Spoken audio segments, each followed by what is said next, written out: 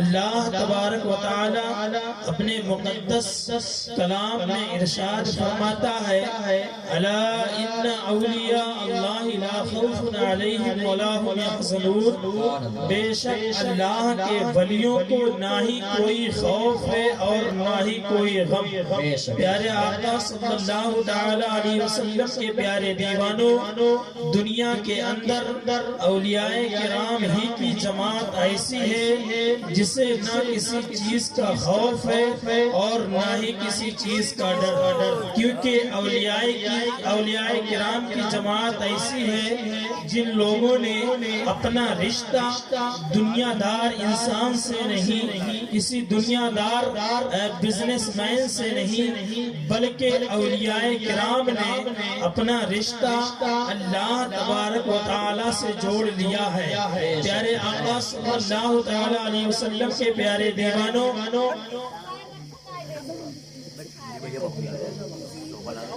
ایک بار درود پاک پڑھے، اللہم صلی علی سیدنا مولانا محمد مبارک وسلم، صلو علیہ الصلوۃ والسلام علیک یا رسول اللہ صلی اللہ تعالی علیہ وسلم۔ پیارے آقا صلی اللہ تعالی علیہ وسلم کے پیارے دیوانوں، اولیاء کرام تو بہت ہوئے ہیں اور قیامت تک ہوتے رہیں گے، لیکن اس میں کوئی شک نہیں کہ کشف و کرامات اور مجاہدات و تصرفات کی بعض خصوصیات کے لحاظ سے حضور سیدنا غوث اعظم رضی اللہ تعالی عنہ کو ایک خصوصی امتیاز حاصل ہے۔ یہی وجہ ہے کہ بہت سے اولیاء اللہ، یہی وجہ ہے کہ ہر دور کے بڑے بڑے علماء دہر اور اولیاء عصر نے آپ کے تبحر علمی اور درجے ولایت کی عظمت کا اعتراف کیا اور آپ کی شان میں ایسے ایسے کلمات تحسین ارشاد فرمائے ہیں جو آب زر سے لکھنے کے قابل ہیں، جو سونے کے پانی سے لکھنے کے قابل ہیں۔ یہی وجہ ہے کہ بہت سے اولیاء اللہ اپنے اپنے دور میں چاند کی طرح چمکے ہیں اور چند دنوں ان کی شہرت و مقبولیت کا ڈنکا چار دانگے عالم میں بجتا رہا، مگر رفتہ رفتہ ان کے ذکر و شہرت کی روشنی چودہویں کے چاند کی طرح ان کے ذکر و شہرت کی روشنی گھٹتی اور کم ہوتی چلی گئی، یہاں تک کہ دنیا ان کے ناموں کو بھی فراموش کر گئی۔ مگر حضور سیدنا غوث اعظم رضی اللہ تعالی عنہ کو باوجود کہ ایک طویل زمانہ گزر گیا، ایک طویل عرصہ گزر گیا، مگر حضور سیدنا غوث اعظم رضی اللہ تعالی عنہ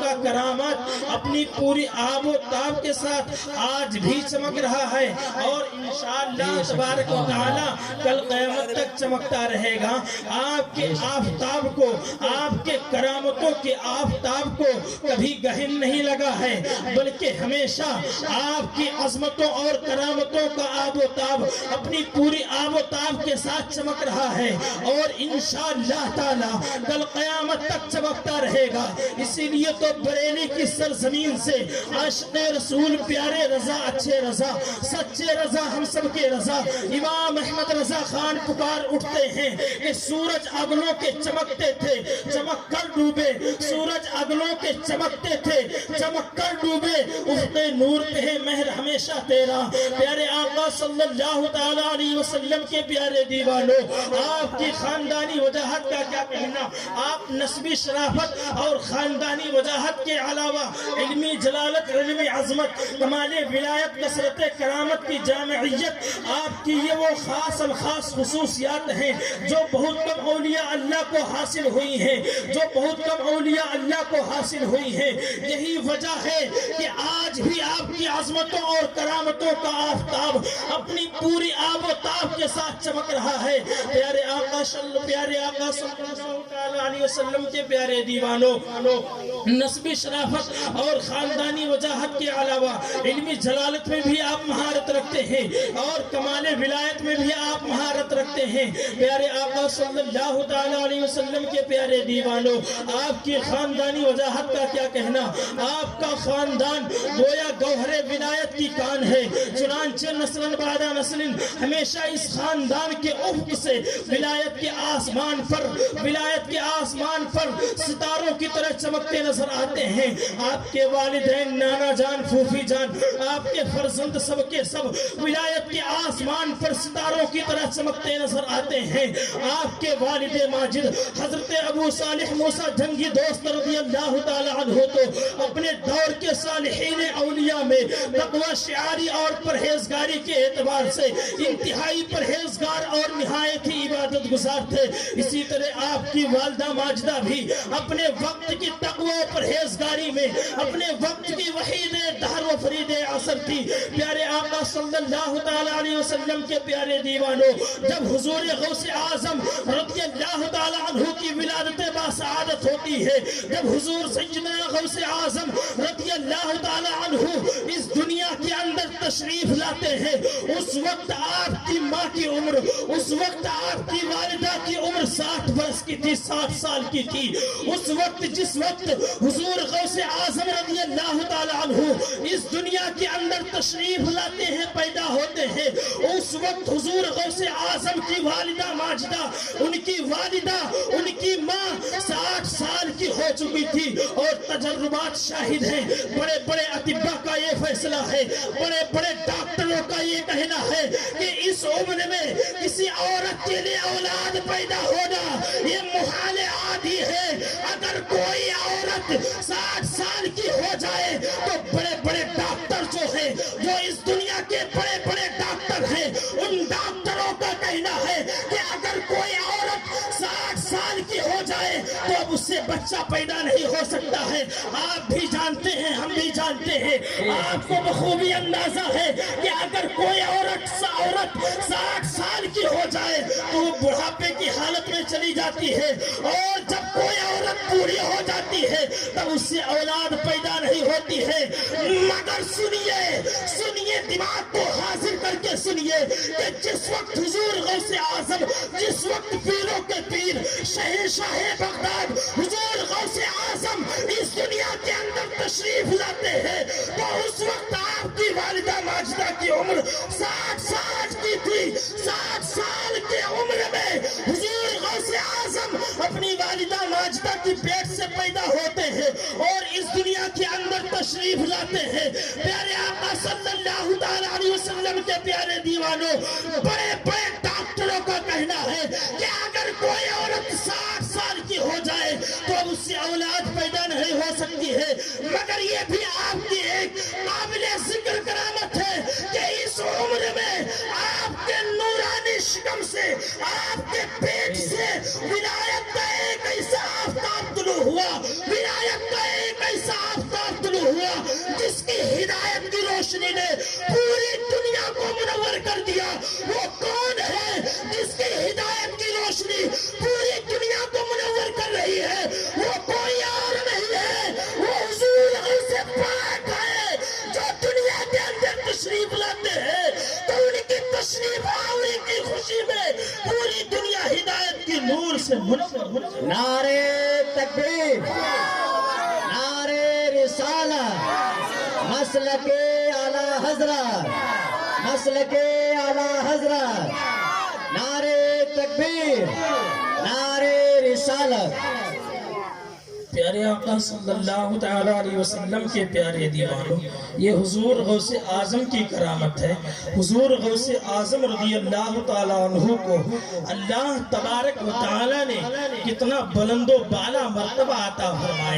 فرمایا ہے کہ آپ اسی واقعہ سے آپ اندازہ لگا سکتے ہیں کہ 60 سال کی عمر میں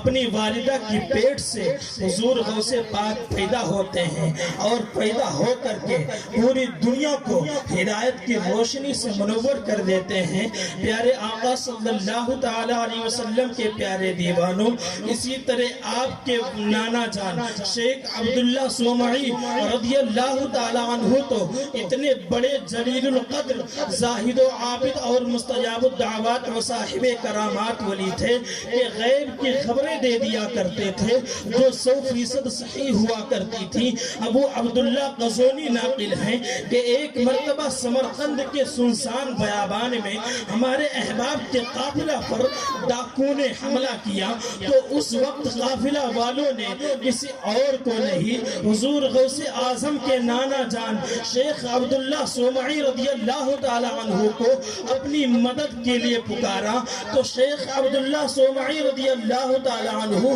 فوراً ہی قافلہ میں تشریف فرما ہو گئے اور بلند آواز سے فرمایا سبوح قدوس ربنا اللہ تفرقی عنا یا خیل، یعنی پاک اور مقدس ہے ہمارا رب اللہ ہے، اے سواروں ہم سے دور بھاگ جاؤ۔ یہ سنتے ہی تمام ڈاکو جو گھوڑوں پر سوار تھے ایک دم وہاں سے فرار ہو گئے اور پورا قافلہ ڈاکوؤں کی لوٹ مار سے محفوظ رہا۔ پیارے آقا صلی اللہ علیہ وسلم کے پیارے دیوانوں اور شیخ عبداللہ سومعی رضی اللہ تعالی عنہ بھی ایک دم وہاں سے غائب ہو گئے۔ قافلہ والوں نے بہت تلاش کیا مگر کہیں نہیں ملے۔ جب قافلہ والے گیلان واپس پہنچتے ہیں تو قافلہ والوں نے اپنے قافلہ میں شیخ عبداللہ سومعی رضی اللہ تعالی عنہ کی تشریف آوری اور ان کی امداد کا ذکر کیا تو گیلان والوں نے کہا تھا واللہ ما غاب الشیخ، یعنی خدا کی قسم شیخ عبداللہ سومعی رضی اللہ تعالی عنہ ایک لمحہ کے لیے بھی گیلان سے غائب نہیں ہوئے۔ پیارے آقا صلی اللہ تعالی علیہ وسلم کے پیارے دیوانوں، اسی طریقے سے آپ کی پھوپھی جان سیدہ عائشہ بھی بڑی صاحب کرامات ولیہ تھی۔ ایک مرتبہ گیلان میں بارش بالکل نہیں ہوئی، قحط سالی کا زمانہ آ گیا، قحط پڑ جاتا ہے، خلق خدا قحط کی آواز سے بدحال ہو گئی۔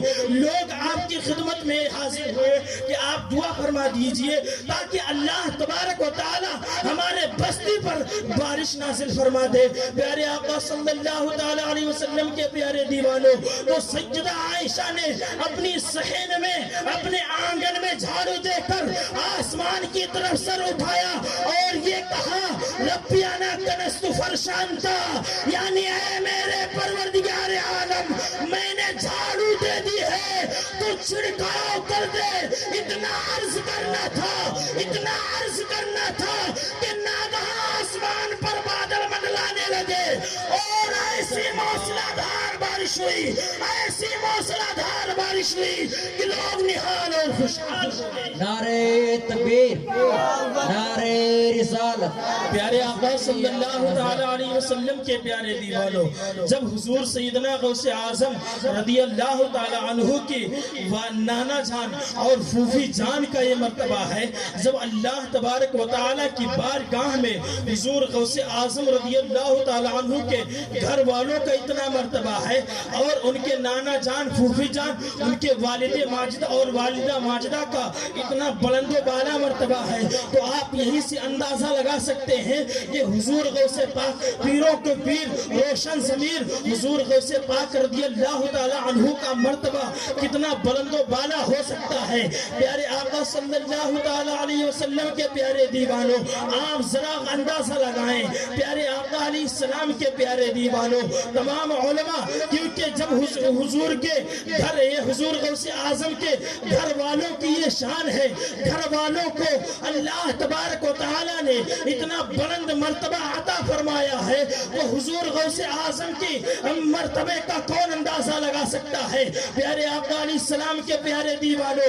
حضور غوث اعظم رضی اللہ تعالی عنہ جب اس دنیا کے اندر پیدا ہوتے ہیں تو کیا دیکھا جاتا ہے کہ حضور غوث اعظم کے کاندھے پر حضور صلی اللہ تعالی علیہ وسلم کے قدم مبارک کا نشان پڑا تھا۔ حضور صلی اللہ تعالی علیہ وسلم نے ارشاد فرمایا اے عبد القادر، اے محی الدین جیلانی، تیرے کندھوں پر میرا قدم ہے اور تیرا قدم میری امت کی تمام اولیاء اکرام کرام کی گردن پر رہے گا۔ پیارے آقا صلی اللہ تعالیٰ علیہ وسلم کے پیارے دیوانوں، اسی لیے آج دنیا کے اندر جتنے بھی اولیاء کرام ہوں، چاہے وہ سید سالار مسعود غازی ہو، چاہے وہ وارث پاک ہو، چاہے وہ صابر پاک ہو، چاہے وہ حضور سیدنا خواجہ غریب نواز ہو، چاہے حضور سید سرکار اعلی حضرت ہو، ان تمام اولیاء کرام کے گردن پر حضور سیدنا غوث اعظم رضی اللہ تعالی عنہ کا قدم مبارک ہے۔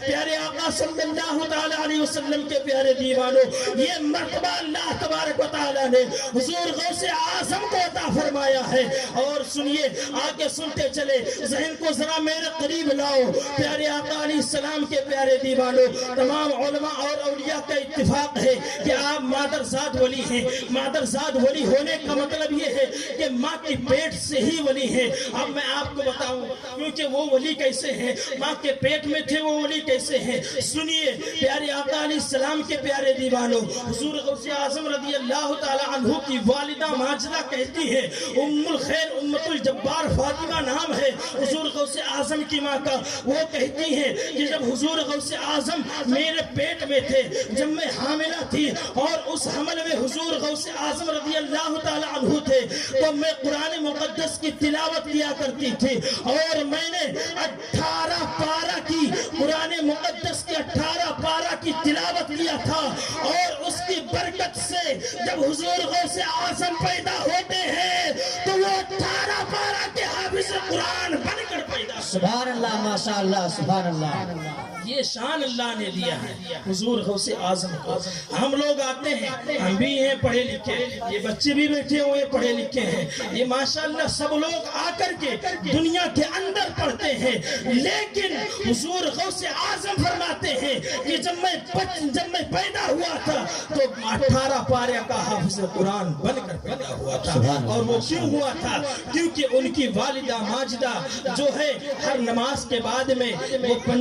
ہر نماز کے بعد میں وہ قرآن مقدس کی تلاوت کیا کرتی تھی۔ آج میں بھی اپنی ماں اور بہنیں یہاں پر چونکہ بیٹھی ہوئی ہیں، میں ان سے گزارش کروں گا کہ آپ بھی اپنے گھروں میں 5 وقتہ با جماعت کی نماز ادا کریں۔ آپ کے لیے جماعت تو نہیں ہے، لیکن آپ الگ سے اکیلے میں پڑھیں، نماز کسی حال میں مت چھوڑیے۔ ہم لوگ نماز چھوڑنے کا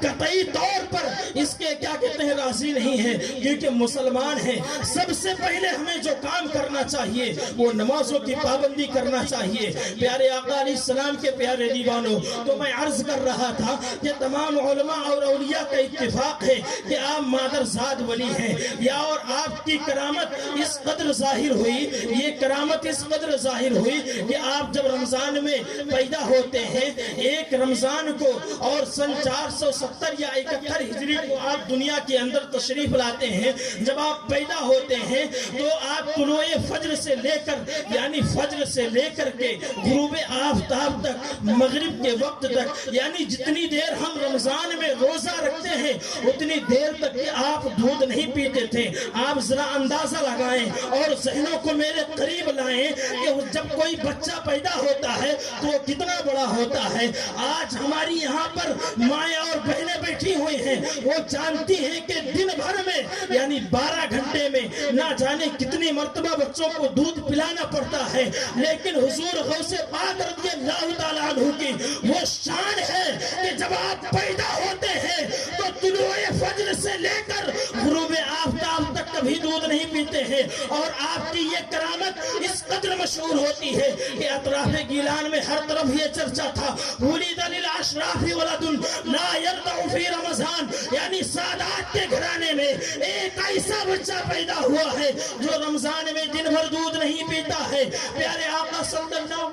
علیہ وسلم کے پیارے دیوانوں، بچپن میں بچے عام طور پر کھیل کود کے شوقین ہوا کرتے ہیں، مگر قدرت کو یہ منظور نہیں تھا کہ یہ آسمان قطبی جد کا روشن ستارہ کھیل کود میں مارا پھرے، اس لیے آپ لڑکپن ہی سے لہو و لعب سے دور اور متنفر رہے۔ پیارے آقا علیہ السلام کے پیارے دیوانوں، حضور غوث اعظم رضی اللہ تعالی عنہ عنہ اپنے بچپنے کی کیفیت خود بیان کرتے ہوئے ارشاد فرماتے ہیں کلما حممت ان لعب مع الصبیان اسمع قائلا یقول الی یا مبارک، یعنی جب کبھی میں بچوں کے ساتھ کھیلنے کا ارادہ کرتا تھا تو میں یہ سنتا تھا کہ کوئی کہنے والا مجھ سے کہہ رہا ہے کہ اے برکت والے میری طرف آ جا، اے برکت والے میری طرف آ جا۔ پیارے آقا علیہ السلام کے پیارے دیوانوں، اسی لیے تو شاعر کہتا ہے رہے پابند احکام شریعت ابتدا ہی سے نہ چھوٹا شیر خاری میں بھی روزہ غوث اعظم کا، اور الیہ یا مبارک آتی تھی آواز خلوت میں، یہ دربار الہی میں ہے خطبہ۔ نعرے تکبیر، نعرے رسالت، مسلک اعلی حضرت، نعرے تکبیر،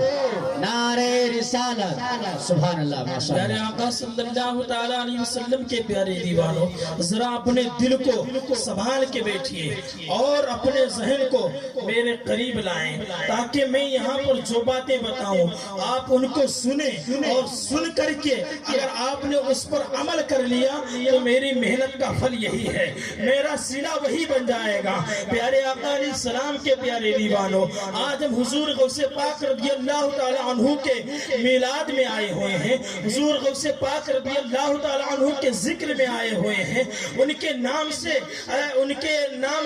ان کے ذات سے ہمیں فیض لینا ہے۔ پیارے آقا علیہ السلام کے پیارے دیوانوں، اسی لیے بندہ ناچیز کو اپنی زبان سے اپنی ٹوٹی ہوئی اپنے ٹوٹے پھوٹے الفاظ کو اور حضور غوث پاک کی بارگاہ میں نظر کر رہا ہے۔ اگر حضور غوث پاک نے میرے ان الفاظ پر کرم فرما دیا تو انشاءاللہ تعالی میرا بیڑا پار ہو جائے گا۔ پیارے آقا صلی اللہ تعالیٰ علیہ وسلم کے پیارے دیوانوں، ایک مرتبہ لوگوں نے حضور سیدنا غوث اعظم رضی اللہ تعالیٰ عنہ سے عرض کیا کہ حضور آپ یہ بتائیں کہ آپ کو اپنی ولایت کا علم کب ہوا، یعنی آپ ولی کب بنے، یہ بتائیے۔ تو حضور سیدنا غوث اعظم رضی اللہ تعالیٰ عنہ ارشاد فرماتے ہیں کہ بچپن میں جب میں مکتب میں پڑھنے کے لیے جاتا تھا تو ایک آواز آتی تھی جس کو تمام اہل مکتب سنا کرتے تھے، وہ آواز یہ ہے کہ افسحوا لولی اللہ، یعنی اللہ کے ولی کے لیے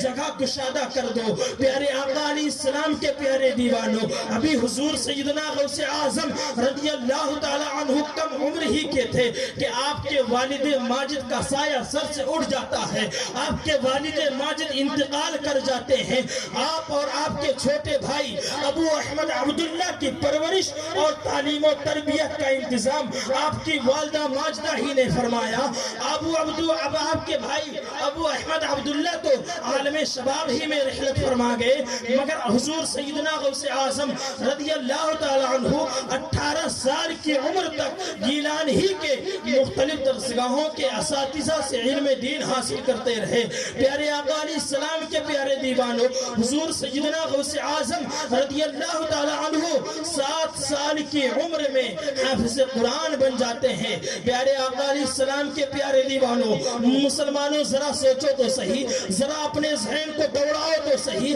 ذرا غور تو کرو کہ 7 سال کا بچہ، آج یہاں پر بھی اگر کوئی بچے ہوں گے 7 سال کے، آپ جانتے ہیں آپ کے گھر میں بھی بچے ہیں، آپ کے بھی چھوٹے چھوٹے بچے ہیں، جب 7 سال کا بچہ ہوتا ہے تو وہ کتنا بڑا ہوتا ہے، ارے اسے صحیح ڈھنگ سے پیشاب کرنے کے طریقہ بھی نہیں معلوم ہوتا ہے، مگر حضور غوث پاک وہ ہیں جنہوں نے 7 سال کی عمر میں پورا قرآن پاک حفظ کر لیتے ہیں، اور پھر 18 سال کی عمر میں علم یعنی علوم عربیہ کی جو تحصیل ہے اس میں مشغول ہو جاتے ہیں۔ پیارے آقا صلی اللہ تعالیٰ علیہ وسلم کے پیارے دیوانوں، جب حضور سیدنا غوث اعظم رضی اللہ تعالیٰ عنہ 18 سال کے ہوتے ہیں، جب 18 سال کے ہو جاتے ہیں اور گیلان ہی کے مختلف درسگاہوں کے اساتذہ سے علم دین حاصل فرما لیتے ہیں، پھر اس کے بعد میں آگے کی تعلیم حاصل کرنے کے لیے بغداد شریف جانے کے لیے آپ अपनी वालिदा माजिदा, आप अपनी अम्मी जान से इजाजत लेते हैं कि अम्मी जान आप मुझे इजाजत दीजिए ताकि मैं बगदाद शरीफ जाऊं और बगदाद शरीफ पहुंच करके मैं आगे की तालीम हासिल करूं। प्यारे आका अलैहिस्सलाम के प्यारे दीवानों जरा गौर करो, हुजूर गौसे आजम रज़ी अल्लाह ताला अन्हु की अम्मी जान हुजूर गौसे पाक को इजाजत देती हैं और कुछ खाने पहनने का सामान दे देती हैं और 40 अशरफियां 40 दीनार आपके गुदड़ी के अंदर यानी हुजूर गौसे पाक के जो कपड़ा पहने हुए थे हुजूर गौसे पाक उसके अंदर सिल देती हैं। कौन सिलती है? हुजूर गौसे पाक की अम्मी जान सिल देती हैं और फिर काफिला के साथ रमादमा हो जाते हैं। जब काफिला चलता है, काफिला कुछ दूर चलता है, कुछ ही दूर चलता है और कुछ दूर पहुंचता है, फिर उसके बाद में क्या होता है कि तमाम काफिला वालों पर डाकुओं ने एकदम से जलगार करके हमला कर दिया और तमाम काफिला वालों को सामान सब लूट लिया। तमाम काफिला वालों के पास जो भी सामान थे, खाने पीने के सामान थे या दूसरे माल दौलत वगैरह जो भी थी, तमाम डाकुओं ने तमाम काफिला वालों के सारा सामान लूट लेते हैं। फिर उसके बाद में एक रहजन यानी एक डाकू हुजूर गौसे पाक के पास भी आता है और कहता है कि मियां साहबजादे तुम्हारे पास भी कुछ है? तो हुजूर गौसे पाक फरमाते हैं कि हाँ मेरे पास 40 दीनार हैं, मेरे पास 40 अशरफियां हैं जो मेरी गुदड़ी के अंदर सिले हुए हैं। हुजूर गौसे पाक ने झूठ क्यों नहीं बोला? क्योंकि जब घर से चलते वक्त जब हुजूर गौसे पाक रज़ी अल्लाह ताला अन्हु घर से निकले थे उस वक्त हुजूर गौसे पाक की अम्मी जान ने हुजूर गौसे पाक को ये वसीयत किया था कि बेटा कभी भी किसी हाल में भी झूठ मत बोलना। इसलिए जब इतनी पाकीज़ा अम्मी जान का ये वसीयत थी और जिनको वसीयत कर रही है वो कोई और नहीं, वो हुजूर गौसे पाक है, वो तमाम वलियों के सरदार हैं। वो भला कब झूठ बोल सकते थे? वो भला कब अपनी वालिदा माजिदा की वसीयत को तोड़ सकते थे? प्यारे आका अलैहिस्सलाम के प्यारे दीवानों, तो मैं अर्ज कर रहा था कि एक डाकू हुजूर गौसे पाक के पास आता है और कहता है कि मियां साहबजादे तुम्हारे पास भी कुछ है? तो हुजूर गौसे पाक बिला झिझक कहते हैं हाँ मेरे पास 40 दीनार हैं, 40 अशरफियां हैं जो मेरी गुदड़ी के अंदर सिली हुई हैं, जो मेरे कपड़े के अंदर सिली हुई हैं। वो डाकू कहता है कि मियां साहबजादे हमसे मजाक मत करो, हम डाकू हैं, हम तुम्हारे साथी नहीं हैं जो आप हमसे मजाक कर रहे हैं। तो हुजूर गौसे पाक फरमाते हैं कि मैं मजाक नहीं कर रहा हूँ बल्कि मैं तो सच कह रहा हूँ कि मेरे पास 40 दीनार हैं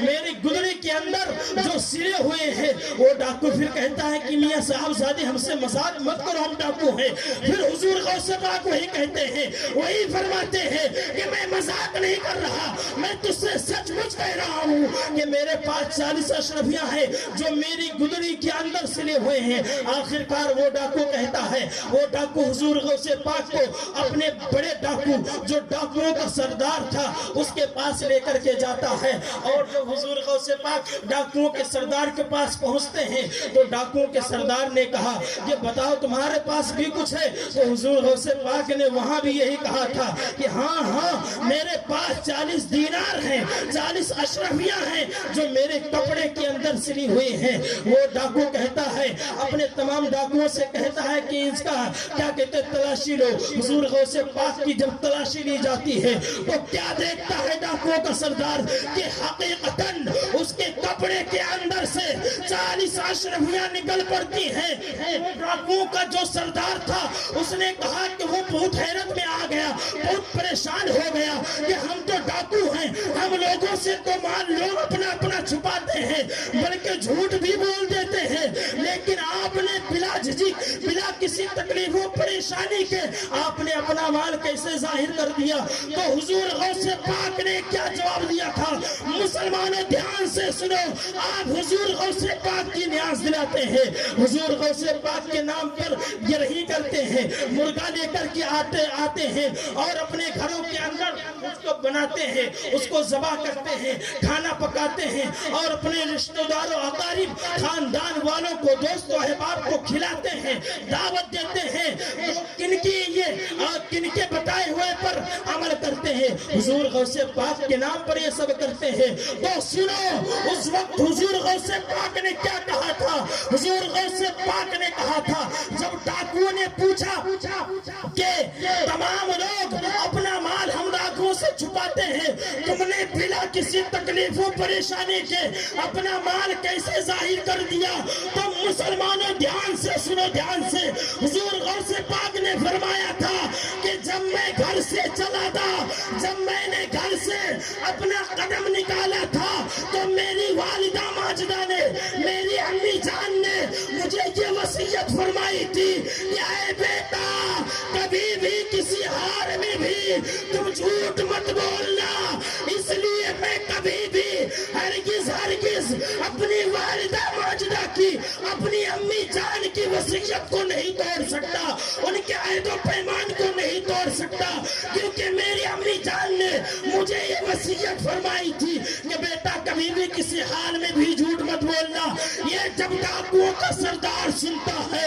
اتنا سننا تھا کہ ڈاکوؤں کے سردار نے کہا کہ میاں صاحبزادے اپنا ہاتھ بڑھاؤ، ہاتھ، اور ڈاکوؤں کا سردار اپنا ہاتھ حضور غوث اعظم کے ہاتھ میں دے دیتا ہے اور دے کر کے کہتا میاں صاحبزادے مجھے کلمہ پڑھاؤ، اور کلمہ پڑھا کر کے مسلمان کر لو۔ پیارے آقا علیہ السلام کے پیارے دیوانوں، یہ منظر جب تمام ڈاکوؤں نے دیکھا کہ ہمارے جو سردار تھے، ڈاکوؤں نے دیکھا کہ جو ڈاکوؤں کا سردار تھا جب وہ مسلمان ہو رہا ہے، جب وہ کلمہ پڑھ کر کے مسلمان ہو رہا ہے، وہ بھی حضور غوث پاک کے ہاتھ پر، تو تمام ڈاکوؤں نے کہا کہ جب آپ ہمارے رہزنی میں سردار تھے تو آپ رہبری میں بھی سردار ہیں، اور چنانچہ تمام ڈاکوؤں نے حضور غوث پاک کے ہاتھ میں ہاتھ دے کر کے کلمہ ترجمہ پڑھ کر مسلمان ہو جاتے ہیں۔ حضور غوث پاک فرماتے ہیں ہم اول من تاب علی یدی، یعنی یہ سب سے پہلا گروہ تھا جو میرے ہاتھ پر قائم۔ نعرے تکبیر، نعرے رسالت، مسلک اعلی حضرت، نعرے تکبیر، نعرے رسالت، سبحان اللہ، سبحان اللہ۔ پیارے آقا صلی اللہ تعالیٰ علیہ وسلم کے پیارے دیوانوں، اس سے پتہ چلتا ہے آج ہم حضور غوث پاک کے نام کا نعرہ تو لگاتے ہیں کہ ہم حضور غوث پاک کو مانتے ہیں، کیا ہم نے کبھی حضور غوث پاک کی تعلیم پر دھیان دیا؟ حضور غوث پاک نے یہ بتایا ہے کہ اپنی والدہ ماجدہ کی کبھی بھی نافرمانی نہ کرو، لیکن یہاں حال تو یہ ہے، اور قرآن بھی کہتا ہے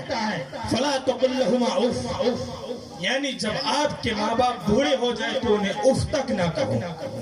لیکن آج دنیا کے اندر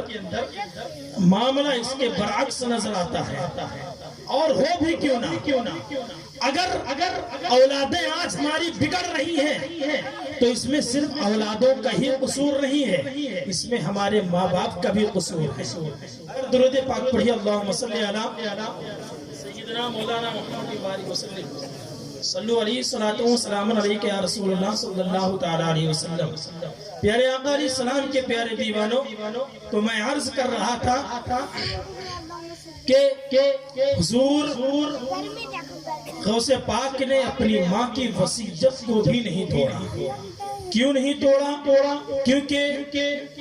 حضور غوث پاک کی ماں نے یہ وصیت کی تھی تم کبھی بھی جھوٹ مت بولنا، اور جھوٹ نہ بولنے کا صلہ کتنا بڑا مل رہا ہے یہ بھی تو دیکھیں۔ حضور غوث پاک نے ایک جھوٹ نہیں بولا، ایک جھوٹ نہیں بولا، اور ایک جھوٹ کے بدلے میں کتنے ڈاکوؤں نے حضور غوث پاک کے ہاتھ پر اپنا ہاتھ دے کر کے کلمہ طیبہ پڑھ کر کے مسلمان ہو گئے۔ اگر آج ہم بھی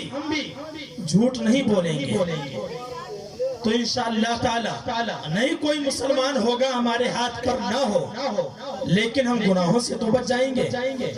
پیارے آقا علیہ السلام کے پیارے دیوانوں، تو میں عرض کر رہا تھا کہ آج ہماری اولادیں کیوں بگڑ رہی ہیں؟ کیونکہ اس میں صرف اولادوں کا ہی قصور نہیں ہوتا ہے، لڑکوں اور لڑکیوں کا قصور نہیں ہوتا، اس میں ہمارے گھر والوں کا بھی قصور ہوتا ہے۔ کیونکہ آپ نے دیکھا کہ جب حضور غوث پاک اپنی ماں کی پیٹ میں تھے تو حضور غوث پاک کی ماں قرآن مقدس کی تلاوت کیا کرتی تھی، جس کی برکت سے جب حضور غوث پاک پیدا ہوتے ہیں تو 18 پارے کا حافظ قرآن ہو کر کے پیدا ہوتے ہیں۔ آج بھی اگر ہماری ماں اور بہنیں قرآن مقدس کی تلاوت کریں گی اور جب وہ حاملہ ہو نمازوں کی پابندی کریں گی، جب وہ حاملہ ہو اور وہ کسی برے کام کی طرف نہ جائیں، نیک اعمال کریں گی، تو انشاءاللہ تبارک و تعالی جو ان سے اولاد پیدا ہوگی وہ بھی کیا کہتے ہیں صالحہ بن کر نیک اور صالح اولاد ہو کر پیدا ہوگی۔ لیکن آج ہمارا حال تو ہماری ماں اور بہنوں کا حال تو کچھ الگ ہی ہے کہ موبائل ہے تو موبائل میں پکچر، ٹی وی ہے تو ٹی وی میں پکچر یا سیریل دیکھ کر کے اپنی زندگی کو تباہ و برباد کر رہی ہے۔ اور ہمارے نوجوان بھائی بھی کچھ الگ نہیں ہے، اسی طبقے میں آتے ہیں۔ پیارے آقا علیہ السلام کے پیارے دیوانوں، میں ایک نوجوان کی مثال دیتا ہوں۔ بوڑھے حضرات جو ہیں جب وہ بوڑھے ہو جاتے ہیں، 70-80 سال کے جب ہو جاتے ہیں، تب وہ نماز پڑھنے تو آتے ہیں، کیونکہ وہ جانتے ہیں کہ اب اس کے بعد ہمارا جو اسٹیشن ہے، اگلا اسٹیشن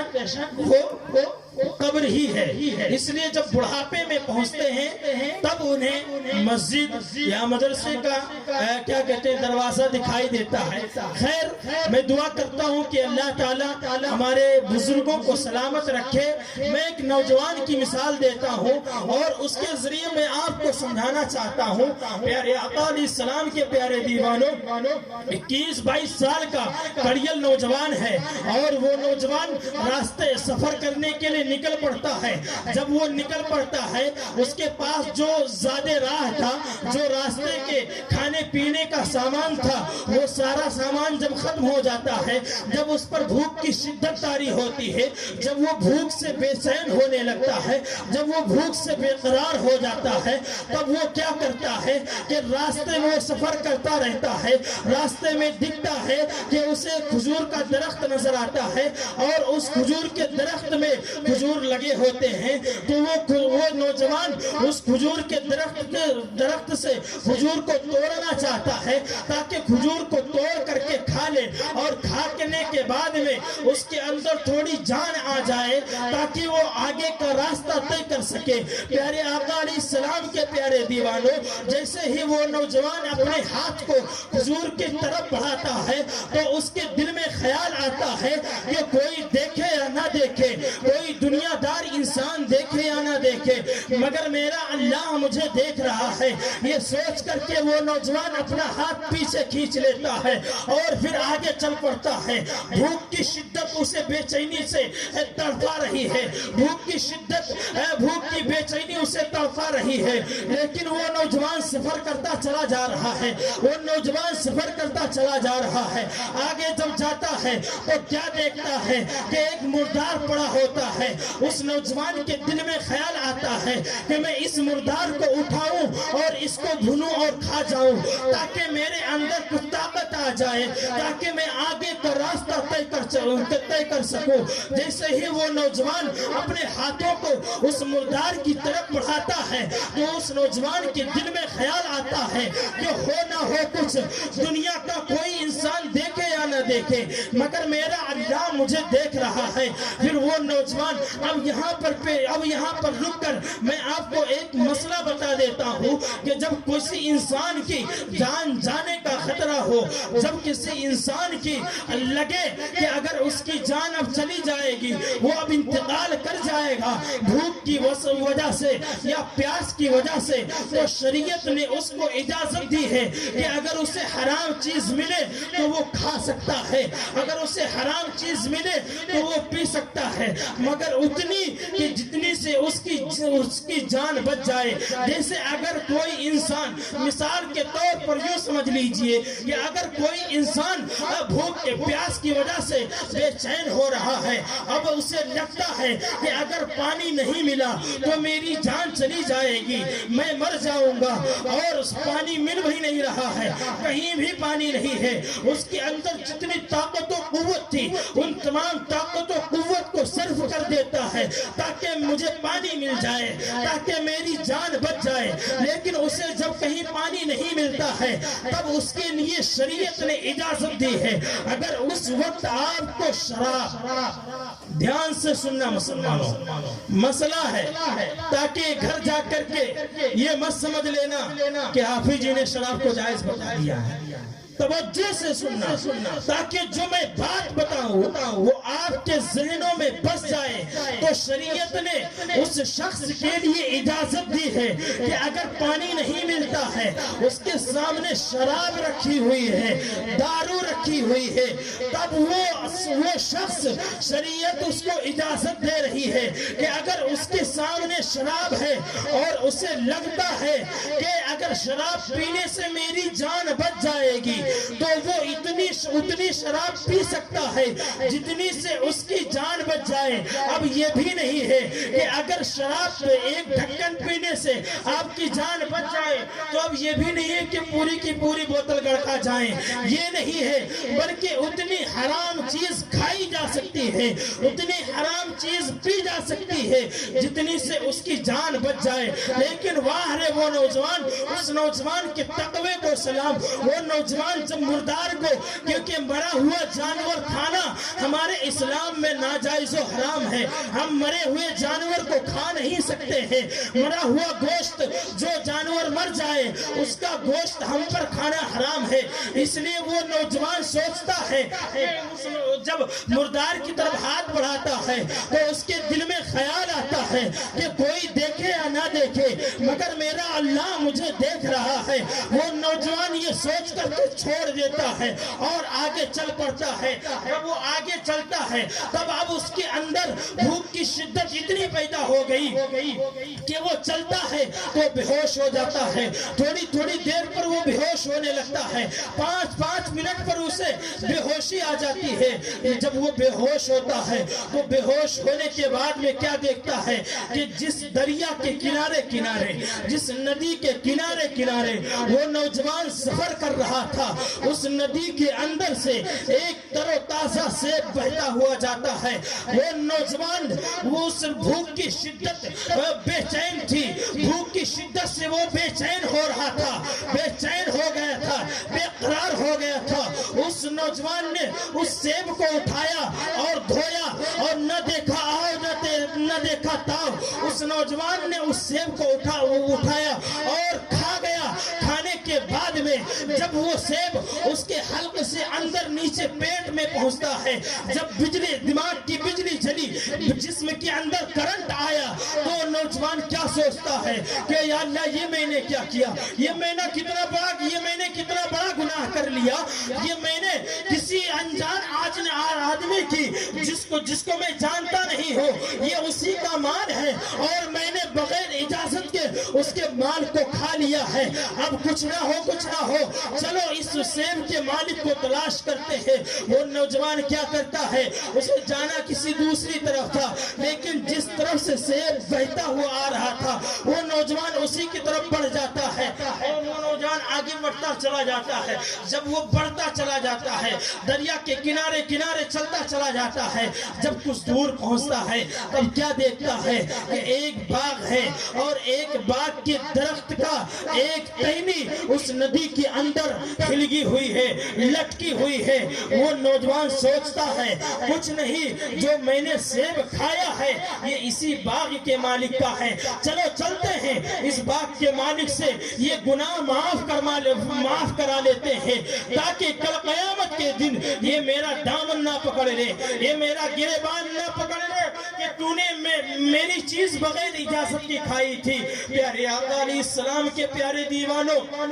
वो नौजवान बाग के अंदर जाता है और आवाज देता है, कोई है, कोई है। और जब आवाज देता है तब एक बूढ़ा शख्स अपने हाथ में लाठी लिए हुए आता है और कहता है कि हाँ मैं हूँ। वो नौजवान कहता है कि आप ही इस बाग के मालिक हैं। वो बूढ़ा शख्स कहता है हाँ हाँ मैं ही इस बाग का मालिक हूँ, मैं ही इस बगीचे का मालिक हूँ। वो नौजवान कहता है कि मैंने आपके बाग से एक सेब खा लिया है। वो बूढ़ा शख्स कहता है अरे मेरी नजर तो इतनी चौकन्नी है, मैं रात भर दिन भर सोता नहीं हूँ और जब मैं नजर मैं अपने तमाम दरख्तों पर रखता हूँ, फिर तूने सेब खाया कैसे? कब आया तू मेरे बाग में और कब तूने मेरे दरख्त से सेब तोड़ करके खा लिया? वो नौजवान सारा किस्सा सुनाता है कि मैं भूख की वजह से बेचैन था, मैंने एक नदी के अंदर एक सेब बहता हुआ देखा, भूख की वजह से बेचैन था,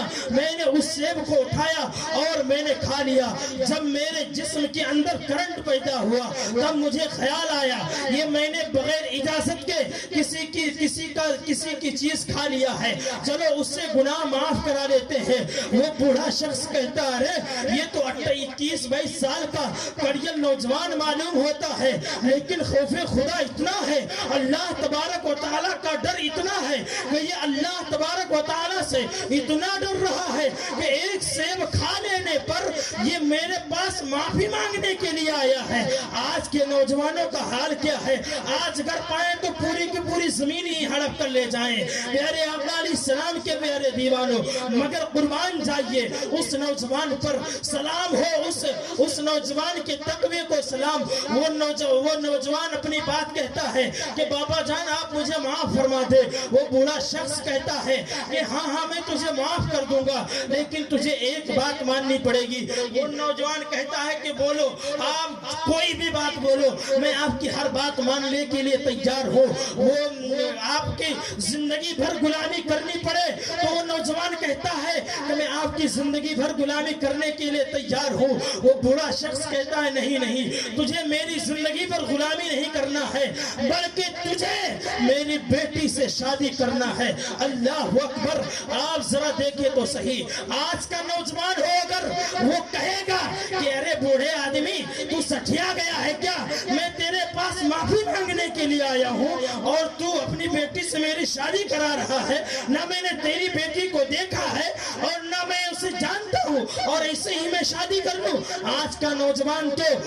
दिन भर रात व्हाट्सएप की चेकिंग होती है, बातें होती रहती हैं और ऐसी नौबत आती है कि शादी होने से पहले ही शादी टूट जाती है। लेकिन उस नौजवान के तकवे को सलाम। वो नौजवान कहता है चलो ठीक है, मैं आपकी ये भी शर्त मानने के लिए तैयार हूँ, मैं तेरी बेटी से शादी करने के लिए तैयार हूँ, मगर ए बाबा जान तू पहले वादा करके तू मुझे माफ करेगा या नहीं? वो बूढ़ा शख्स कहता है हाँ हाँ मैं तुझे माफ कर दूंगा, मैं तुझे माफ कर दूंगा। फिर उसके बाद में वो बूढ़ा शख्स कहता है कि ये भी सुन ले कि मेरी बेटी के अंदर खामी क्या क्या है, मेरी बेटी किस चीज की क्या कहते हैं किस जो बुराइयां उसके अंदर है वो मैं बता रहा हूँ। वो बूढ़ा शख्स कहता है कि ए नौजवान मेरी बेटी आंख से अंधी है। अरे वाह, वो अगर आज का नौजवान हो वो सोचेगा कि या अल्लाह क्या ये मॉडल तूने मेरे ही लिए तैयार कर रखा है, मेरे लिए बचा रखा है, जो ये क्या कहते हैं आंख से अंधी लड़की। मैं तो तेरे पास माफी के लिए आया था, लेकिन तूने पहले ये कहा कि मेरी बेटी से शादी करनी पड़ेगी, मैं इस पर तैयार होगा तो तू अपनी अंधी लड़की से शादी कराएगा। वो नौजवान कहता है कि ठीक है, मैं तेरी अंधी बेटी से भी शादी करने के लिए तैयार हूँ। वो बूढ़ा शख्स आगे कहता है कि और सुन, मेरी बेटी आंख से अंधी है, कान से बहरी है, हाथ से लूली है और पैर से लंगड़ी भी है। अरे नौजवानों जरा सोचो तो सही, आज के नौजवानों को अगर इस मॉडल की लड़की दी जाए तो नौजवान कहेगा कि मैं तेरे पास माफी के लिए आया था, तू माफ कर या ना माफ कर, मैं जा रहा हूँ और ये तू बचा खुचा मॉडल अपने पास रख। لیکن قربان جائیے اس نوجوان پر, اس نوجوان کے تقوی کو سلام. وہ نوجوان اپنا ایک گناہ معاف کرانے کے لیے صرف ایک گناہ اس نے کیا تھا, وہ بھی کوئی گناہ نہیں تھا کیونکہ اس کی جان جانے کا خطرہ تھا, اس کی جان جانے کا خطرہ تھا, اور شریعت نے اجازت دی ہے ناجائز چیز بھی ملے تو جان بچانے کے لیے کھائی جا سکتی ہے. وہ نوجوان کہتا ہے ایک گناہ کو نہ کردہ کیے ہوئے گناہ پر, یعنی جس گناہ کو اس نے کیا نہیں اس سے معافی مانگنے کے لیے اس بوڑھے باپ کی تمام جو اس کی بیٹی کے اندر جو خوبیاں تھی, خامیاں تھی, اس سے بھی وہ راضی ہو جاتا ہے کہ ٹھیک ہے بابا, میں تیری اندھی, لنگڑی, بہری, لولی بیٹی سے شادی کرنے کے لیے تیار ہوں, لیکن تو یہ وعدہ کر کہ تو میرے گناہ کو معاف کر دے گا. وہ بوڑھا شخص کہتا ہے کہ ہاں معاف کر دوں گا میں تیرے گناہ کو. پھر کیا ہوتا ہے, پھر اسلامی طریقے سے نکاح ہو جاتا ہے. یہ نہیں ہے کہ ہلدی لگائی اور یہ کیا کہتے ہیں دنیا بھر کی چیزیں جو آج ہوتی ہیں نا, یہ ساری کیا کہتے ہیں ہندوؤں کا طریقہ ہے, یہ سب ناجائز ہیں, یہ سب بیکار چیزیں ہیں. اسلامی طریقہ کیا ہے نکاح کا؟ اسلامی طریقہ یہ ہے دو گواہ ہوں اور مہر مقرر کر دیا جائے, نکاح ہو جاتا ہے. یہ اسلامی طریقہ ہے. اسلامی طریقے سے ان دونوں کا نکاح ہو جاتا ہے. نکاح ہونے کے بعد میں کیا ہوتا ہے, جب شب زفاف آتا ہے, جب سہاگ رات کی رات آتی ہے, وہ نوجوان جاتا ہے, اور جب جاتا ہے جب اپنے گھر کے اندر پہنچتا ہے, جب دروازے پر پہنچتا ہے تو اسلامی طریقہ یہ ہے کہ جب کسی اجنبی گھر کے اندر داخل ہو تو پہلے نوک کر لیا جائے, یعنی ہاتھ سے اسے بجا دیا جائے, پھر اس کے بعد میں سلام کیا جائے. وہ نوجوان جاتا ہے اور جانے کے بعد میں دروازے پر رک جاتا ہے, سوچتا ہے کہ میری جس سے شادی ہوئی ہے, میری بیوی جو ہے وہ تو آنکھ سے اندھی بھی ہے, کان سے بہری بھی ہے, ہاتھ سے لولی بھی ہے, اور پاؤں سے لنگڑی بھی ہے. میری بیوی جو ہے وہ سن نہیں پائے گی. لیکن اس نوجوان نے سوچا کوئی سنے یا نہ سنے, میرا اللہ تو سن رہا ہے, میرا اللہ تبارک و تعالیٰ تو دیکھ رہا ہے. حضور صلی اللہ تعالیٰ علیہ وسلم کی یہ سنت ہے. وہ نوجوان دروازے پر دستک دیتا ہے اور اندر سے آہٹ آتی ہے.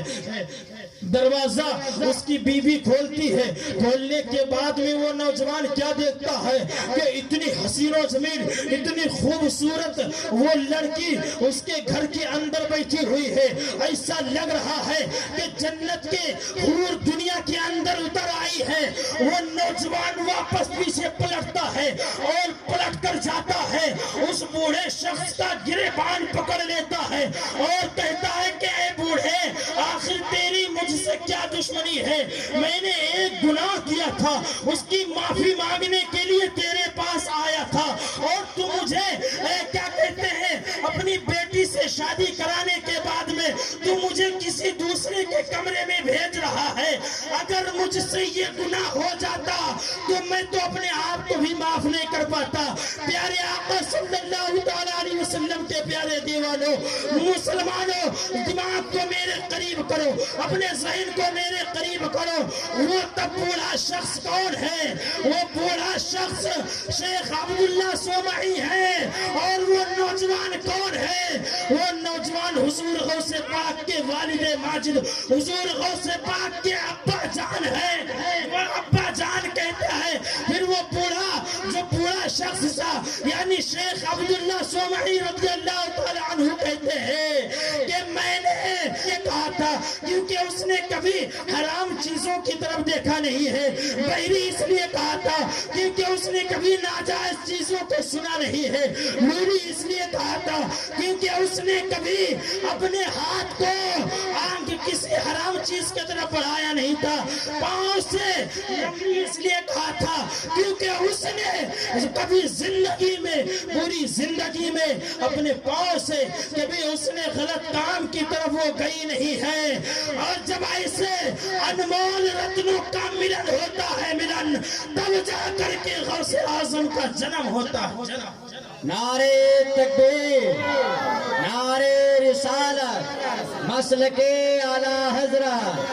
نعرے تکبیر نعرے رسالت سبحان اللہ زندہ باد۔ پیارے آقا صلی اللہ تعالیٰ علیہ وسلم کے پیارے دیوان حضور سیدنا غوث اعظم رضی اللہ تعالیٰ عنہ کو اللہ تبارک و تعالیٰ نے کس قدر بلند و بالا مرتبہ عطا فرمایا، اس کا اندازہ ہم اور آپ نہیں لگا سکتے ہیں۔ ہمارے پاس اتنے الفاظ نہیں ہیں جو ہم حضور غوث پاک کی شان آپ کی سماعتوں کے حوالے کر سکتے، لیکن پھر بھی میں کچھ ایک واقعہ اور بتانا چاہتا ہوں۔ پیارے آقا علیہ السلام کے پیارے دیوانوں، ایک بوڑھا شخص جو 70-80 سال کا پہنچ گیا، جب وہ اپنے گھر جاتا ہے تو اس کی بوڑھی بیوی کہتی ہے، اس کی بوڑھی عورت کہتی ہے کہ اے بوڑھے تو کسی سے مرید ہو جا ورنہ بے پیر کے مر جائے گا، کیونکہ 70-80 سال کا ہو گیا ہے، اب کیا بھروسہ کہ تو کب تک جیے، تو بیٹھا ہے یہاں لیٹا ہے، کیا پتا لیٹے ہی لیٹے تیری آنکھ پھر نہ کھلے۔ تو بوڑھی عورت کہتی ہے کہ بوڑھے تو کسی کو اپنا پیر بنا لے اور مرید ہو جا، نہیں تو بے پیر کے مر جائے گا۔ اب وہ بوڑھا شخص کیا کرتا ہے؟ بوڑھا شخص جب سوتا ہے تب اسے نیند نہیں آتی ہے، کیونکہ اب اسے بھی معلوم تھا کہ میری بڑھیا نے بات تو پتے کی ہے کہ کیا پتا میں سوؤں اور سوتا ہی رہ جاؤں، اس کے بعد میری آنکھ ہی نہ کھلے، تو یہ بات تو پتے کی ہے۔ وہ بوڑھا شخص کہتا ہے، سوچتا ہے، لیٹا رہتا ہے، رات کا پچھلا پہر ہو جاتا ہے، 2-2:30 بج جاتے ہیں، لیکن اس کو نیند نہیں آ رہی ہے، کیونکہ اس کو ڈر ہے کہ کیا پتا میں سوؤں اور سوتا ہی رہ جاؤں۔ پھر وہ کیا کرتا ہے کہ وضو بناتا ہے، اٹھتا ہے، وضو بناتا ہے، اور وضو بنانے کے بعد میں اپنے اللہ سے عہد کرتا ہے کہ یا اللہ آج میں گھر سے نکل رہا ہوں، اور جو مجھے سب سے پہلا شخص جو مجھے دکھے گا میں اسی کو اپنا پیر بنا لوں گا، میں اسی سے مرید ہو جاؤں گا۔ اب آپ ذرا غور کریں کہ رات کے 2-2:30 بج رہے ہوں تو اس وقت کون گھومتے ہیں؟ آپ اندازہ لگا سکتے ہیں، نیک لوگ نہیں گھومیں گے رات میں 2-2:30 بجے، اسی ٹائپ کے لوگ گھومتے، نام نہیں لوگا۔ وہ شخص بوڑھا جو تھا وہ نکل پڑتا ہے، نکلتا ہے، نکلنے کے بعد میں گھر سے کچھ دور چلتا ہے، کیا دیکھتا ہے کہ چوروں کی جماعت جا رہی ہے،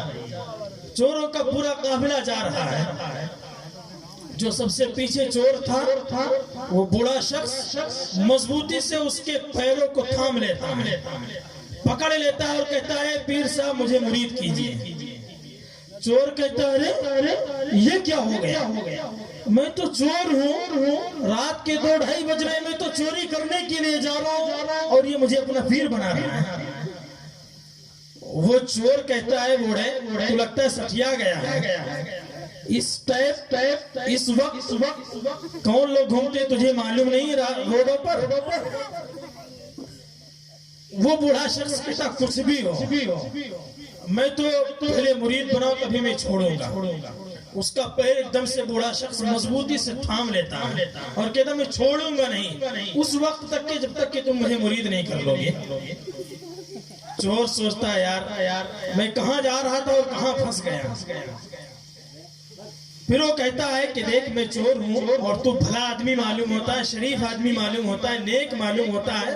اور تو مجھے اپنا پیر کیوں بنا رہا ہے؟ میں چور ہوں، جا کسی اچھے عالم دین کو تلاش کر، جو کوئی بہترین پیر ہو اس کو تو اپنا پیر بنا، میں تو چور ہوں، مجھے کیوں پیر بنا رہا ہے؟ وہ بوڑھا شخص کہتا ہے نہیں کچھ نہیں، آپ کچھ بھی ہو میں آپ کو چھوڑوں گا نہیں جب تک کہ آپ مجھے مرید نہیں کر لیں گے۔ آگے کیا ہوتا ہے؟ پھر وہ جب وہ جو چور تھا وہ کہتا ہے کہ یہ ایسے نہیں مانے گا، اس کے ذہن میں ایک آئیڈیا آتا ہے۔ کیا کہتا ہے وہ چور؟ کہتا ہے کہ بوڑھے یہ سامنے کا گھر جو دیکھ رہا ہے یہ ہمارے ٹارگیٹ پر تھا، یعنی اس گھر میں ہم چوری کرنے والے تھے، ہمارے ساتھی تو پتہ نہیں کہاں چلے گئے، لیکن تو میرا پیر نہیں چھوڑ رہا ہے، تو یہ جو سامنے کا گھر نظر آ رہا ہے تو چل میں اس گھر کے اندر سے مال چوری کر کے لاتا ہوں اور لا کر کے تجھے دکھاؤں گا، تیرے ہاتھ میں دوں گا، تب تجھے یقین ہو جائے گا کہ میں چور ہوں۔ تو اس نے کہا کچھ بھی ہو، آپ چور ہو یا نہ ہو، مجھے تو مرید بناؤ۔ اس نے کہا کہ ٹھیک ہے چل تو میرے پاس، اگر جب بھی تجھے یقین نہ ہو تب میں تجھے مرید کر لوں گا۔ چور لے کے جاتا ہے جس گھر پہ اس چور کی نظر تھی کہ اسی گھر میں جانا ہے، تو وہ جاتا ہے، اس بوڑھے شخص کو بھی ساتھ میں لے کر جاتا ہے، پھر سوچتا ہے کہ گناہ کرنا تو گناہ ہے ہی، گناہ کو دیکھنا بھی گناہ ہے، گناہ کرے کوئی آدمی یہ تو گناہ ہے ہی، اور اگر کوئی شخص گناہ کر رہا ہو تو یہ بھی گناہ ہے۔ پھر وہ چور کہتا ہے کہ دیکھ تو بھلا آدمی معلوم ہوتا ہے، تو یہی رک، میں اندر جاتا ہوں اور مال چوری کر کے لاؤں گا، تجھے دکھاؤں گا، اگر تجھے یقین ہو گیا تو ٹھیک، اگر یقین نہیں ہوا تب تجھے میں مرید کر لوں گا۔ وہ بوڑھا کہتا ہے ٹھیک ہے وعدہ کیجئے کہ آپ کو مرید کرنا ہوگا۔ وہ چور کہتا ہے کہ ٹھیک ہے میں تجھے مرید کر لوں گا۔ پیارے آقا علیہ السلام کے پیارے دیوانوں، وہ چور اس گھر کے اندر جاتا ہے جس گھر پر اس کی نظر تھی، جس گھر پر ان چوروں کا ٹارگیٹ تھا، وہ چور اس گھر کے اندر جاتا ہے، گھر کے اندر پورا اندھیرا اندھیرا ہوتا ہے، کسی طرف ہاتھ مارتا ہے تو لوٹا ملتا ہے، کسی طرف ہاتھ مارتا ہے تو مسلح ہاتھ آتا ہے، جب کسی دوسری طرف ہاتھ مارتا ہے تو تسبیح ہاتھ میں آتی ہے۔ اتنے ہی وقت میں حضرت خضر علیہ السلام آ جاتے ہیں اور دروازے پر دستک دیتی ہیں، کہ دروازے پر دستک دیتے ہیں تو اندر سے حضور غوث پاک فرماتے ہیں کون؟ تو حضرت خضر کہتے ہیں انا خضر، یعنی میں خضر ہوں۔ دروازہ کھول دیا جاتا ہے، حضرت خضر اندر جاتے ہیں اور اندر جانے کے بعد میں حضور غوث اعظم کی بارگاہ میں اپنا سارا قصہ سناتے ہیں کہ حضور فلاں علاقے کا ابدال انتقال کر گیا ہے، کتب انتقال کر گیا ہے، آپ فلاں علاقے کے لیے کتب معین کر دیجئے، کتب مقرر کر دیجئے۔ حضور غوث پاک فرماتے ہیں کہ ٹھیک ہے، جا اس کونے کے اندر ایک چور آیا ہوا ہے اور وہ بہت دیر سے ہاتھ ادھر ادھر مار رہا ہے لیکن اسے کچھ مل نہیں رہا ہے، جاؤ اسی چور کو لے جاؤ، میں آج سے اس چور کو فلاں علاقے کا قطب بناتا ہوں، جاؤ اسی چور کو لے جاؤ، کیونکہ یہ چور جا کر کے بغداد کی گلیوں کے اندر کہیں یہ شور نہ مچائے کہ میں حضور غوث پاک کی بارگاہ میں گیا تھا، مجھے وہاں سے کچھ نہیں ملا، میں وہاں سے خالی ہاتھ لوٹ آیا، اس لیے اے خضر اس چور کو لے جاؤ اور اس کو میں فلاں علاقے کا قطب بناؤں۔ یہ شان اللہ تبارک و تعالیٰ نے حضور غوث پاک کو عنایت کی، حضور غوث پاک کو عطا کیا کہ ایک چور بھی اگر حضور غوث پاک کے گھر کے اندر چوری کرنے کے لیے جاتا ہے، جاتا تو ہے چور بن کر کے، لیکن وہ چور بن کر کے واپس نہیں نکلتا ہے، وہ ایک ولی بن کر کے نکلتا ہے اور ایک جگہ کا قطب بن کر کے نکلتا ہے، ابدال بن کر کے نکلتا ہے۔ پھر جب وہ شخص جو چوری کرنے کے لیے گیا تھا، جب وہ ابدال پر مقرر ہو جاتا ہے، قطب ہونے پر مقرر ہو جاتا ہے، پھر وہ شخص جانے لگتا ہے جس جگہ کا وہ قطب بنا تھا، اس جگہ کے لیے وہ روانہ ہو جاتا ہے۔ تو حضور غوث پاک کہتے ہیں کہ اے بندے رک جا پہلے جو تیرا مرید باہر کھڑا ہے، جا سب سے پہلے اس کو مرید کر، اس کے بعد تو اپنے جگہ۔ سبحان اللہ، ماشاءاللہ، سبحان اللہ۔ اللہ تبارک و تعالیٰ نے حضور غوث پاک کو عطا کیا۔ پیارے آقا صلی اللہ تعالیٰ علیہ وسلم کے پیارے دیوانوں، حضور غوث پاک کے مرتبے کو اس وقت ہم سمجھیں گے جب ہم علم دین حاصل کریں گے۔ اللہ کے نبی صلی اللہ تعالیٰ علیہ وسلم نے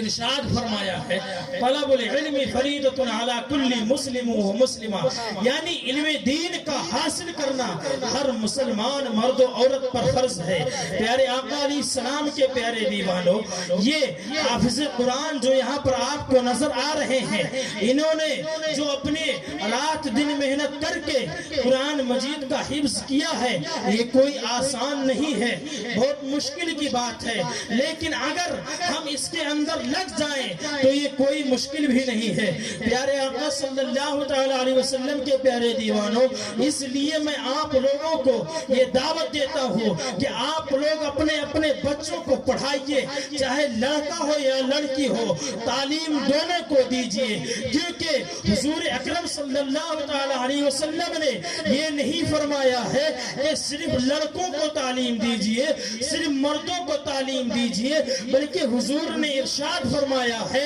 तलबुल इल्मी फरीदतुन अला कुल्ली मुस्लिम व मुस्लिमा, यानी हर मुसलमान मर्द और औरत पर इल्म दीन का हासिल करना फर्ज है। प्यारे आका अलैहिस्सलाम के प्यारे दीवानों, ये जो हाफिज कुरान यहाँ पर बैठे हुए हैं, इनकी शान क्या है, इनकी शान का अंदाजा आप लगा नहीं सकते हैं, क्योंकि जब मैदान महशर का आलम होगा, जब मैदान महशर बर्पा होगा, तो क्या कहते हैं, हाफिज कुरान अपने हिफ्ज कुरान की बिना पर जन्नत में जाने लगेगा। जब जन्नत के दरवाजे पर पहुंचेगा तो दरबाने जन्नत कहेगा, ऐ हाफिज कुरान रुक जा। तो हाफिज कुरान अर्ज करेगा कि मैंने तो अल्लाह ताला के मुकद्दस कलाम को हिफ्ज किया है, मुझे जन्नत में जाने से क्यों रोका जा रहा है? तो वो दरबाने जन्नत कहेगा, क्या तू ऐसे ही हाफिज कुरान हो गया, तेरे पीछे किसी का हाथ नहीं है? तो वो हाफिज कुरान कहेगा, क्यों नहीं है, मेरे उस्ताद ने मुझे पढ़ाया है, मेरे उस्ताद ने मुझे तालीम दी है। और फिर कहे वो दरबाने जन्नत कहेगा, और किसी का हाथ नहीं है। फिर वो हाफिज कुरान कहेगा, क्यों नहीं, तुझे खाने के लिए जन्नत कहेगा कि तेरे रहने के लिए किसने इंतजाम किया था, तेरे खाने पीने के लिए किसने इंतजाम किया था। वो दरबाने जन्नत कहेगा कि ऐ हाफिज कुरान जा, इस मैदान महशर के अंदर जा और तमाम उन लोगों को ढूंढ कर करके ला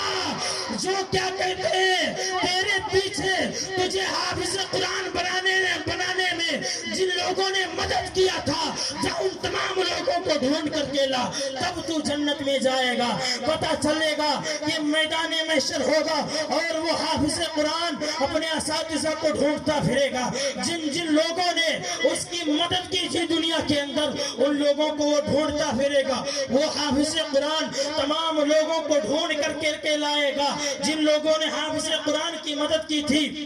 फिर उसके बाद में वो हाफिज कुरान जन्नत में जाएगा, और जिन लोगों ने उसको हाफिज बनाने में मदद किया था, वो हाफिज कुरान उन लोगों की भी जन्नत में ले जाएगा। प्यारे आका सल्लल्लाहु तआला अलैहि वसल्लम के प्यारे दीवानों, मेरे आका ने जहां तक फरमाया है, एक रिवायत में ये भी आता है कि हाफिज कुरान अपने खानदान, अपने घर वालों को, अपने रिश्तेदारों अकारिब को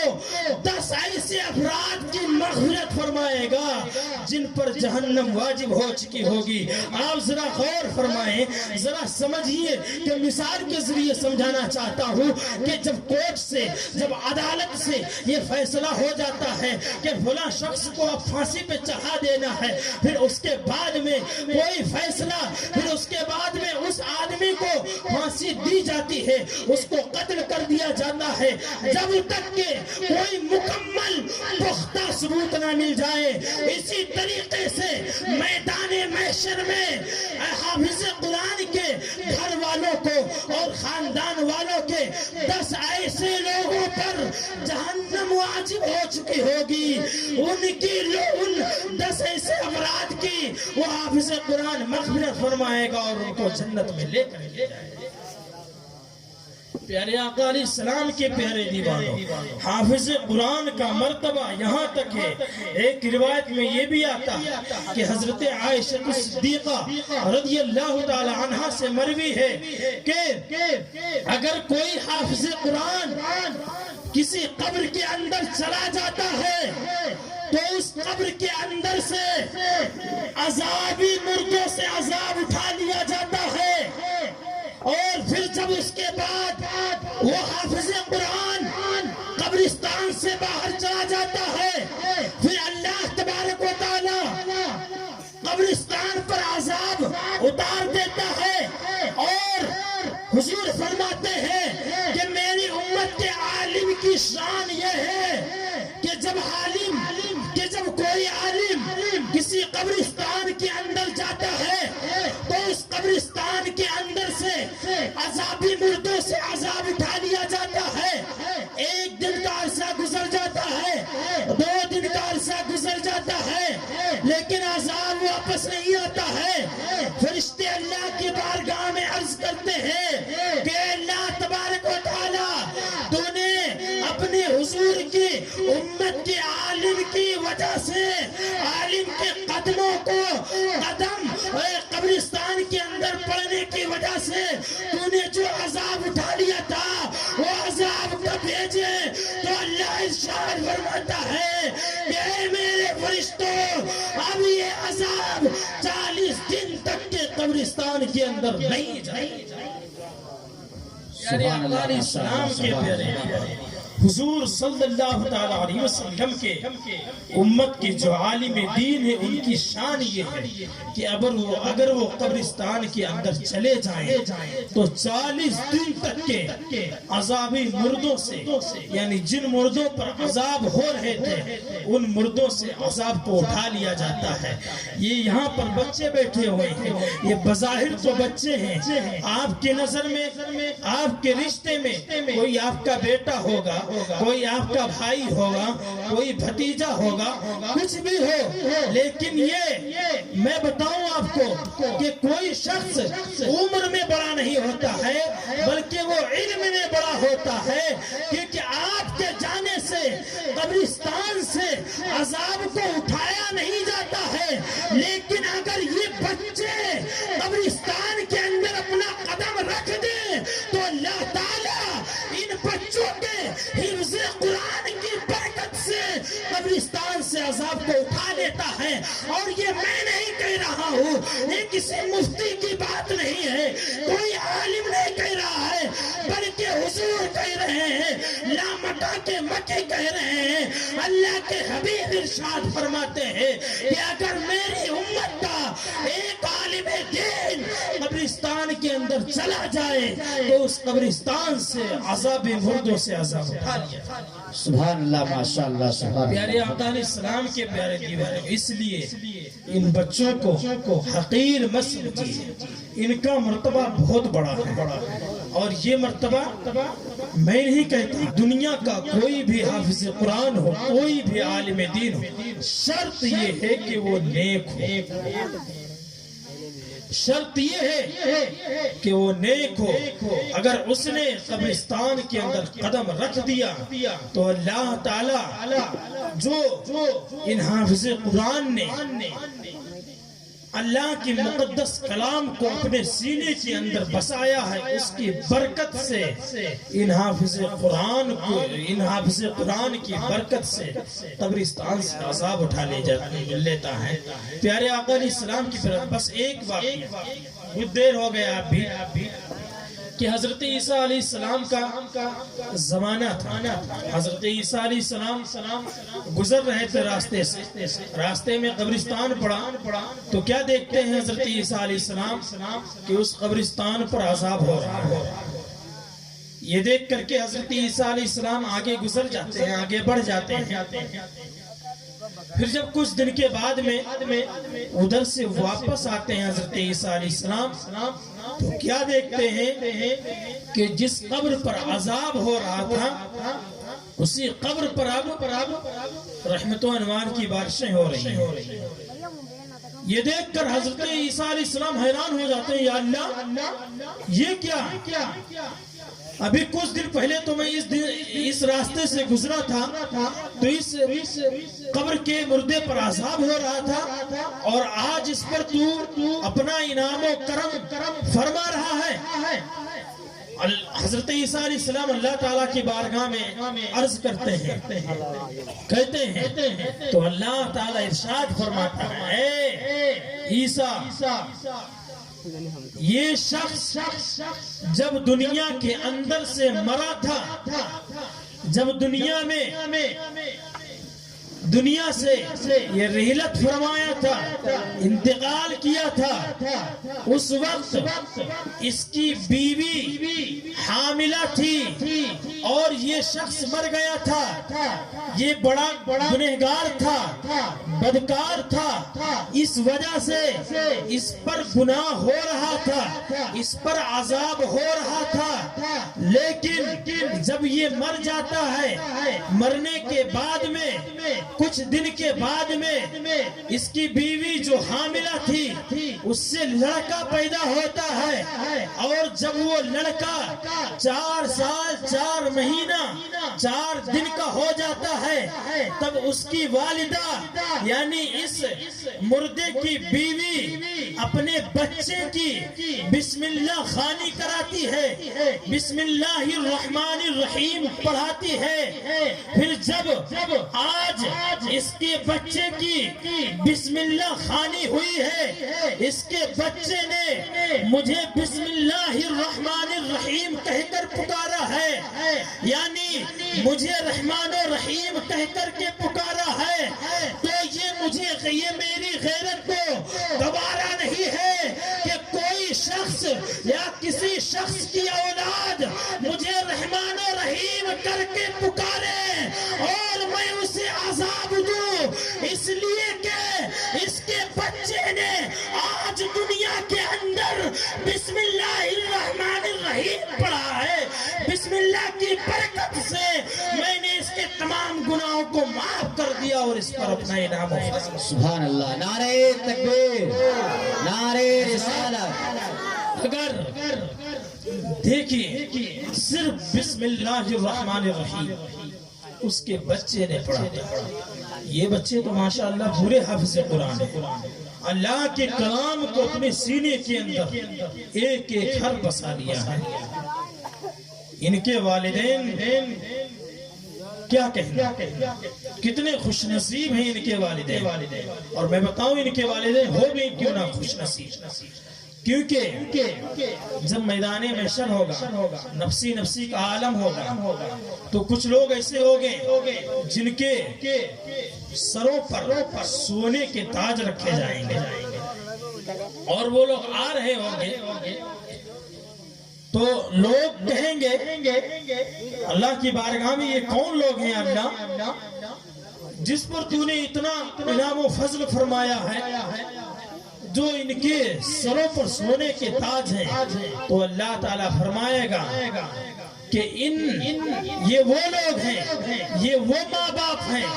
جنہوں نے دنیا کے اندر رہ کر کے تمام تکلیفیں اٹھا کر کے تمام پریشانیاں اٹھا کر کے انہوں نے اپنے بچے کو حافظ قرآن بنایا تھا، قاری قرآن بنایا تھا، عالم دین بنایا تھا۔ اس کی برکت سے آج یہ میدان محشر میں یہ مرتبہ عطا کیا۔ سبحان اللہ، ماشاءاللہ، سبحان آپ اللہ۔ بھی یہاں سے جائیں، آپ کے گھروں میں کتنے ہی لڑکے ہیں، 4 5 جتنے بھی ہیں، میں یہ کہوں گا کہ کم سے کم سب کو نہیں، آپ کو جو کرانا ہو کرائیے، جو کام کرانا ہو سکھائیے، لیکن کم سے کم اپنے ایک لڑکے حافظ قرآن، قاری قرآن، عالم دین ضرور بنائیے، تاکہ آپ کی بخشش کا وہ ذریعہ ہو سکے، آپ کی نجات کا وہ حافظ قرآن ذریعہ بن سکے۔ کیونکہ جب آپ پڑھا لیں گے تو پڑھانے کی جو برکت ہے وہ حافظ قرآن کا بہت بلند و بالا مرتبہ اللہ نے عطا کیا ہے۔